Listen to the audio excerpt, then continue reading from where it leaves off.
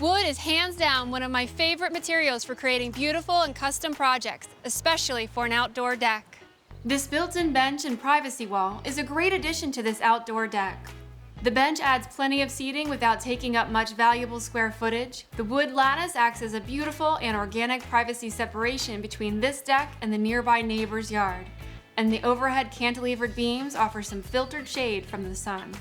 Creating something like this for your deck really adds a lot of character, and it's a great focal point.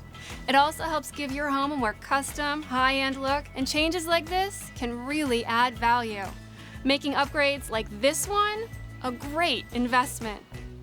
To create something like this, start by installing 8-foot-tall 6x6 vertical posts made from pressure-treated lumber on both outer edges of the deck.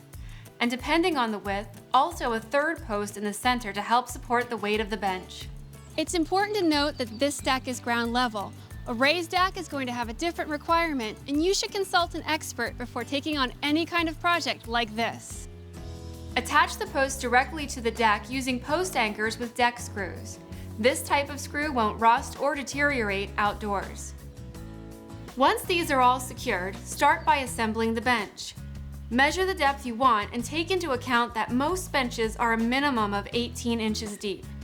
This one is going to be extra deep, at 30 inches, to allow for seating and lounging. Frame a box shape for the bench using pressure-treated 2x4s between the posts. Install 18-inch tall pressure-treated 6x6s to create the legs for the bench. These will sit right in front of the existing 6x6 posts. Screw deck boards running lengthwise across the top of the framing to create the bench seat. To form the back, frame between the posts the same way you did for the seat. Place the vertical framing at the height you want the back to be. 24 inches is a good average height for a bench back.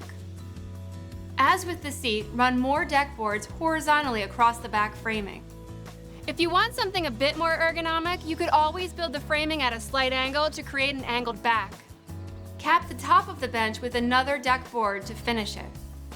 With this bench in place, we also wanted to give this deck some privacy from the nearby neighbors, but without putting up a solid wall that would block a lot of light.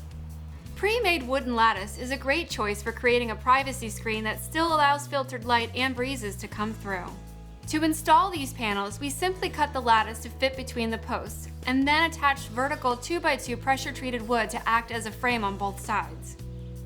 One last detail for all this custom work was to add a little bit of shade from the direct sun. To achieve this, we attached 2x6s to the top of the post to create cantilevered beams over the bench. We then attached 16-foot pressure-treated pine 2x4s horizontally across the beams to make this area a comfortable and shady place to relax. Finally, everything was stained to match the deck, creating a cohesive, not to mention beautiful end result.